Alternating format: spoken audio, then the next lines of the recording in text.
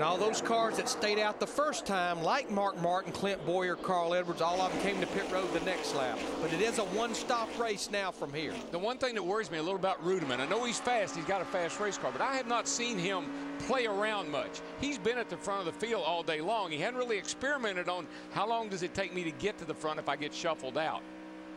Got some good shots here. Look at Tony. See, Tony, he likes his steering wheel with the spoke straight up like that, so he can kind of use that as his sight, if you will. You look over at Denny Hamlin, he's got his more at the 9 and 3 position, so he can put his hands on the steering wheel like he likes it. So every driver, when you look in the driver's compartment, don't just look at the guys sitting there. Look at the things that they're doing. It tells you a lot about their cars and how they prepare themselves. And see how nice and gentle they turn on the wheel. You don't jerk the wheel here unless somebody bumps the heck out of you. You got to be smooth. The more you turn the wheel, the slower you go. Two-car breakaway, Hamlin and Rudeman at the front. Biffle and Allmendinger and Burton leading that outside lane. You know, one thing I do want to say, going back to what brought that last caution out of Regan Smith in the 78 car, just remember that is a Hendrick engine. And I know a lot of times when you lose one Hendrick engine, it makes them a little nervous about the others. Riding along with Carl Edwards. And we listened in a bit to the 31st place car. A couple of those guys that have been riding are going to go racing, like the one in the 42, the 29, and some of those guys want to hang out still. So do we have a plan, or are you just going to wing it here? Just going to wing it. 10-4. Yeah, just wing it smart. You know, when the Aflac car says we're going to wing it, you got to wonder what kind of strategy that is. I only can remember a year ago, Carl Edwards rode back there about 30th to 35th for 170 laps, and on lap 187 3/4 ended up in the grandstand almost. Yeah, he was winging it then, I can tell you.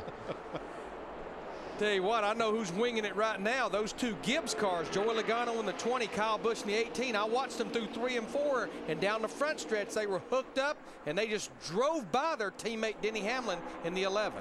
Watch what happens on the inside line, because Jeff Burton has been one of the quicker cars drafting. In fact, nobody's led more than 10 laps today except Jeff Burton, he and Jimmy Johnson. Seems like the Toyotas are pretty strong today when you look at how the guys have been running up front. Got 4 of them there right now. But Rudeman in the 00 jumps up top, gets some push from Jeff Burton in that 31 car. Rudeman's got more friends today, and I think he's had in a long time. I think everybody's realizing he's a good pusher. Rudeman. David Rudeman has 1 Sprint Cup win. The rain shortened Coke 600 last May at Charlotte. I know it's early, but that was interesting. Joey Logano in the 20 car saw Rudeman in the 00 coming, jumped up to the high side, left his teammate Kyle Busch in the 18 down low. Kyle gets in 4th right there. You watch Joey Logano race that number 20, and it's hard to believe that he is just 1 season and 9 races into his Sprint Cup career. He shows a lot of poise. He's only 19 years old, for heaven's sake. He's a young kid with a huge future ahead of him. Jeff Burton back to the front, no surprise. And Kyle Busch along for the ride. And his wingman, 00, got caught in the middle, and he went sliding to the back. This little bottom line was getting interesting there. We're looking back at Joey Logano in the 20, but you see Brian Vickers in that Red Bull 83 car getting a push from Dale Earnhardt Jr. in the 88. Here they come on the bottom. That's another car that's been up front and knows how to win here, is that Vickers car, the 83. Vickers responsible for one of those last lap pass wins. He did it on his teammate Jimmy Johnson when he was at Hendrick. And I think that little 88 car was involved as well. Dale Earnhardt Jr., I think he was a part of it when that all happened there on the back straightaway. It's a good little drag race right here now. 78 laps to go. Steve Burns on our leader, Vickers. Mike, not too long ago, Brian Vickers said to Ryan Pemberton, we just need to find one good guy, one guy that will work with us the whole race. We can go to the front anytime we want, and he's found that guy. Pass this along to him, Steve. There's about 30 others that could do the same thing. Yeah, and they all think maybe that 88 is that one good guy. That'd be a good one, I can tell you that.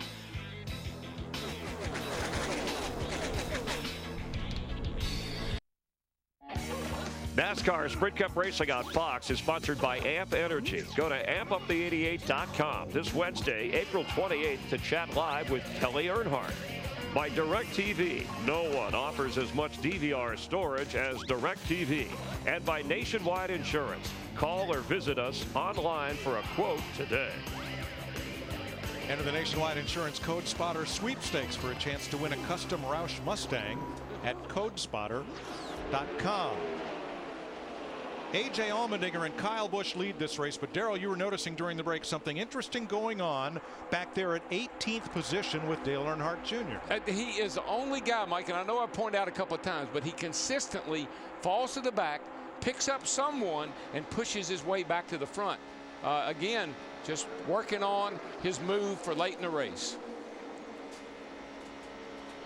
A.J. Allmendinger, the former open wheel star in kart, veteran road racer, came from a working class background. His parents funded his go-kart racing, and then he had to make his own way, and he did it all the way to the top of open wheel road racing, and then came to NASCAR, drove part of a season for no pay. They said, we can either pay you or put a car under you. He said, I want to race. And now he's in third in Richard Petty's number 43 as Jimmy Johnson and Greg Biffle try to blast to the front on the bottom. And I'd say they will blast to the front. Two cars hooked up together coming out of turn 4 down this front straightaway. Watch them get the run. Hamlin looks like he wants to go down there and join him in that 11 car. And just remember, folks, as the sand in the hourglass starts to run out, tension and excitement and anticipation is going to pick up. Now, two cars in that outside line I want to make note of.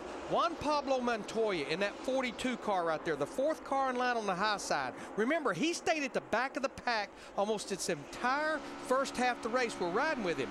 But a car right behind him, Elliott Slater in the 19 car, he was involved in that wreck on the 3rd caution lap 83. Here he's back to the top 10, almost to the top 6, looking back at him right there. And Larry, I don't know what the trends show, but I got a feeling when I see people like Mark Martin, Jeff Gordon, and some of the more experienced drivers kind of laying way back, they might think something's getting ready to happen. Well, the inside line happened out of turn 4. Allmendinger dragged Kyle Busch, Joey Logano, and Montoya past Jimmy Johnson on the outside, like Johnson was stopped that time. You know, one thing we see a lot in these races at Talladega is at some point in time, everybody kind of cools out. They kind of get their second win, if you will. I have not seen that today. The racing has been intense from the get-go. Jeff Burton has led more than 10 laps today. I believe the only driver to do so. But Steve, is there a problem with the 31? Might be, Mike. He's been in the top 10 all day. We just got the word that the 31 has developed a vibration. You know, that's not the first time we've heard of a car having a vibration today. You know, Steve Burns talked about Carl Edwards in the 99. He's had a vibration almost ever since he unloaded the car on Friday. Yeah, on Carl's side, I just say, Carl, you got what you got. We tried to fix it, can't. But now on the 31 side with Burton, that's a whole different story. The other driver to lead more than 10 laps is Kyle Busch. He's led 13 and right now patiently sits in second. 4 lead changes away from the all-time record. And we still have 70 laps to go in Talladega.